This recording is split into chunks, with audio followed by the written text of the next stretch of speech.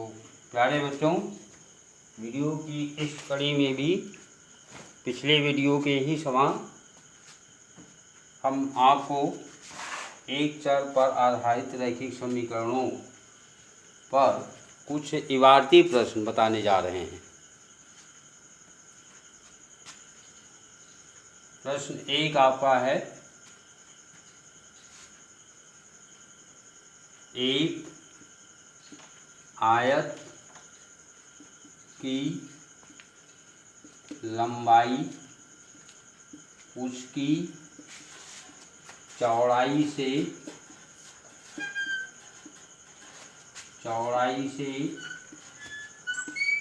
8 centimetre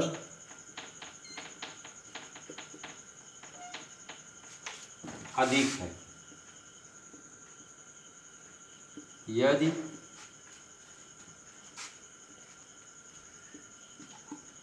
आयत का परिमाप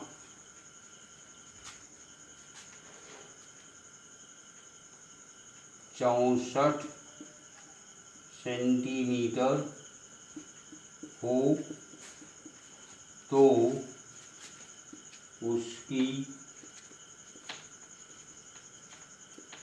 तो उसकी लंबाई एवं चौड़ाई ज्ञात करो।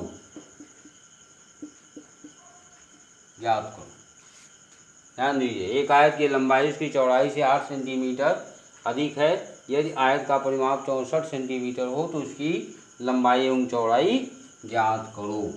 इंग्लिश में क्वेश्चन को हम इस प्रकार से लिखेंगे, the length of a rectangle is 8 centimetre more than it's breath. If the perimeter of rectangle is 64 centimeter, then find its length and breadth। इस प्रकार से आप समझेंगे। तो अब इसको हम कैसे लगाएंगे? देखिए, लंबाई चौड़ाई से 8 सेंटीमीटर ज़्यादा है। Length is 8 centimetre more than it's breath, यानी length depends on the breadth. Therefore, we let breadth equal to 8 centimeter, then length equal to x plus 8। Hindi में हम लिखेंगे, माना आयत की चौड़ाई बराबर x सेंटीमीटर, इसलिए लंबाई बराबर x प्लस 8 सेंटीमीटर। अब परिमाप, आयत का परिमाप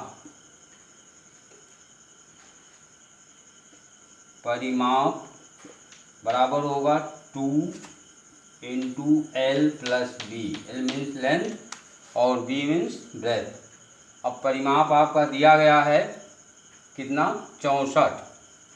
तो ये हो गया 64 बराबर 2 एल, हमने x प्लस 8 लिया है, x प्लस 8, बी हो गया x, अब ये हो गया 64 equal to 2 into 2x plus 8। तो 64 इक्वल टू 2 2 जा 4x और प्लस 16। अब हमको x का मान निकालना है, तो 4x को हम इधर लाएंगे, तो 4x इक्वल टू आपका होगा -4x इक्वल टू 16 माइनस 64। अब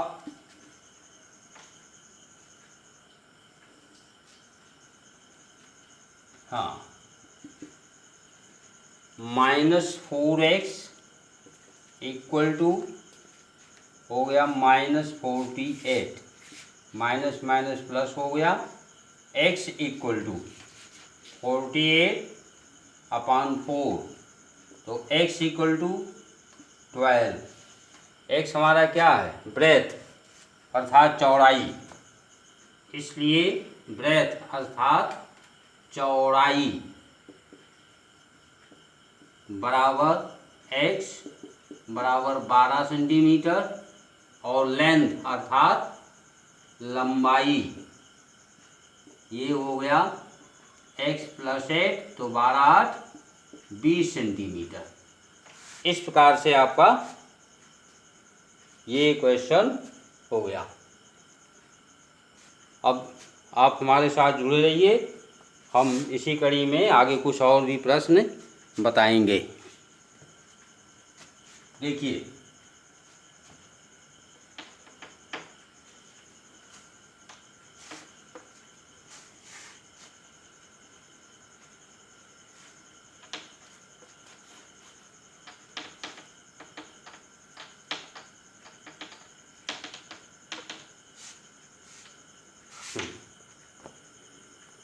अब अगला प्रश्न हम कोट पूरक और संपूरक कोणों पर लिख रहे हैं।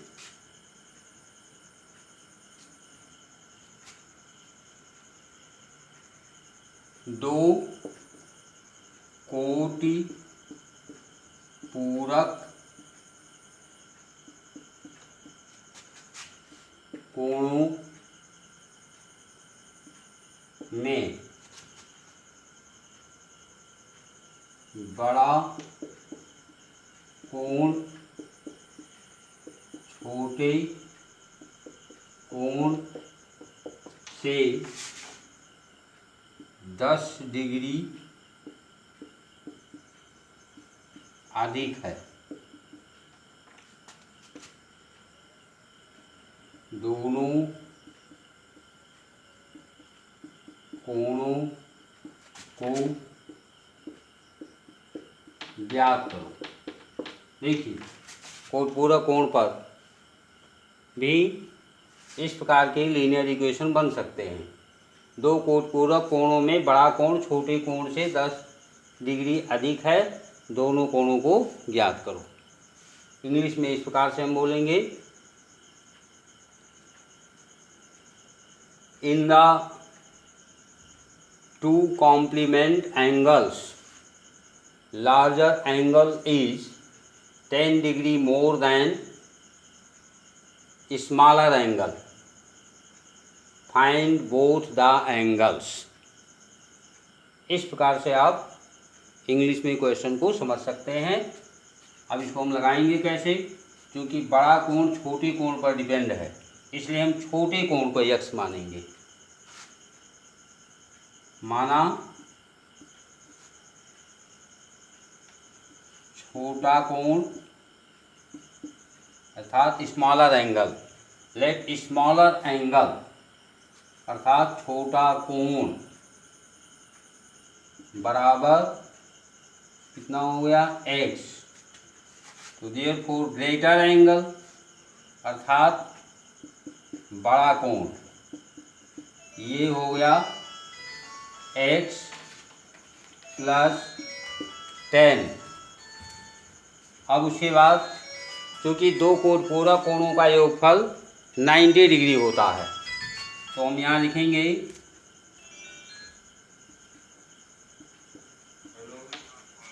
प्रश्नानुसार x +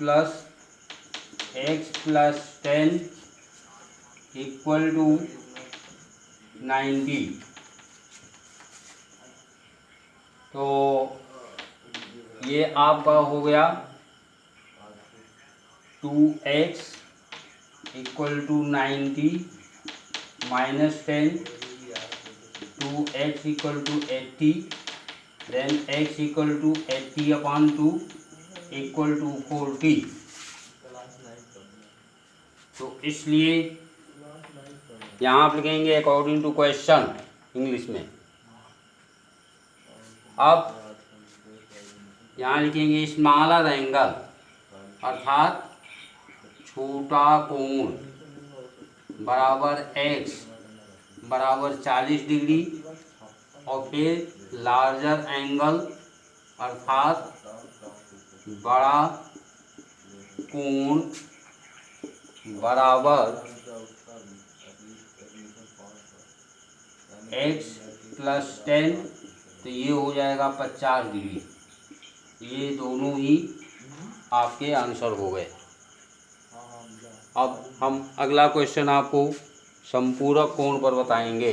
देखिए पूरक कोण क्या होते हैं? जब दो कोणों का योगफल 90 अंश होता है तो उनमें से प्रत्येक कोण दूसरे कोण का पूरक कोण कहलाता है। ऐसे ही जब दो कोणों का योगफल 180 अंश होता है तो उनमें से प्रत्येक एक दूसरे का संपूरक कोण कहलाता है। अब आइए हम संपूरक कोण पर प्रश्न लिखते हैं। हाँ, दो संपूरक कोणों में से दो संपूरक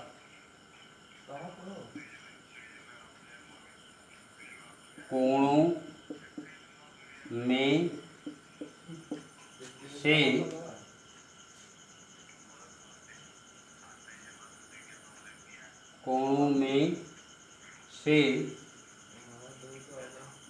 एक कोण दूसरे कोण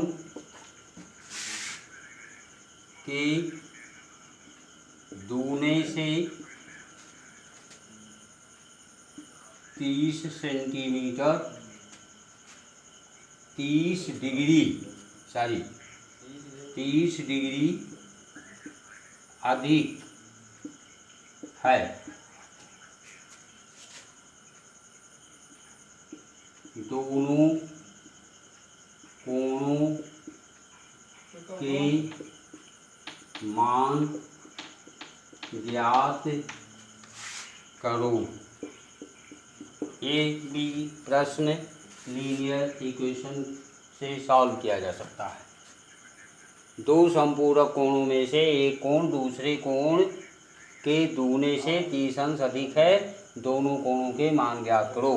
इंग्लिश में इस प्रश्न को ऐसे लिखा जाएगा, इन the to supplementary angle one angle is 30 degree more than twice the other angle. Find both the angles. इस प्रकार से आप प्रश्न को समझ सकते हैं। अब यहाँ पर पहला कोण दूसरे कोण के दूने से 30 डिग्री अधिक है, यानी पहला कोण दूसरे पर डिपेंड कर रहा है, तो हम दूसरे को x मानेंगे और फिर उसके दूने से 30 डिग्री अधिक करेंगे तो पहला कोण हो जाएगा। तो हम लिखेंगे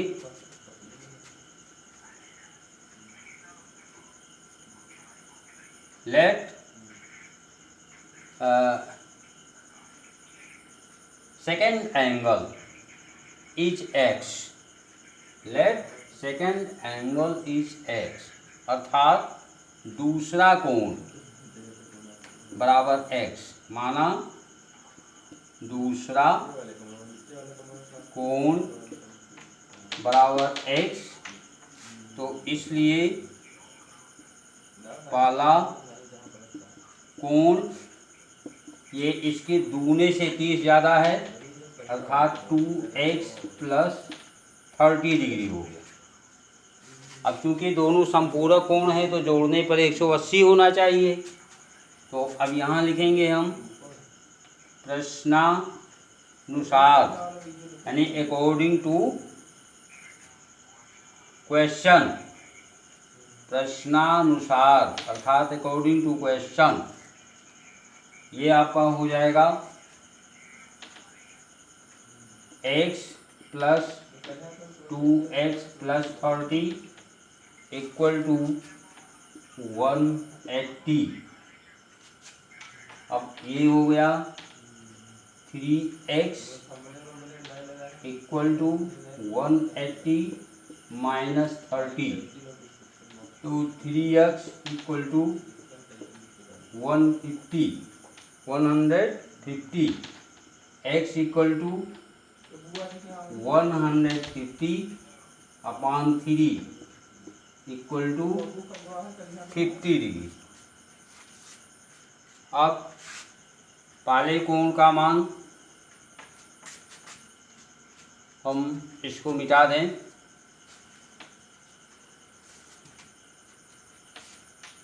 यहाँ हम लिखेंगे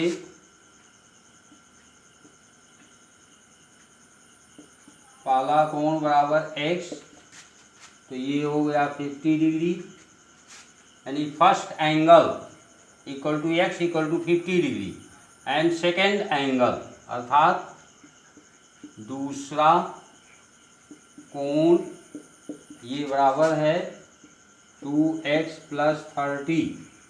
अब यहाँ 50 रखेंगे तो 50 गुना 100 और 100 में 30 जुड़ेगा तो 130 डिग्री।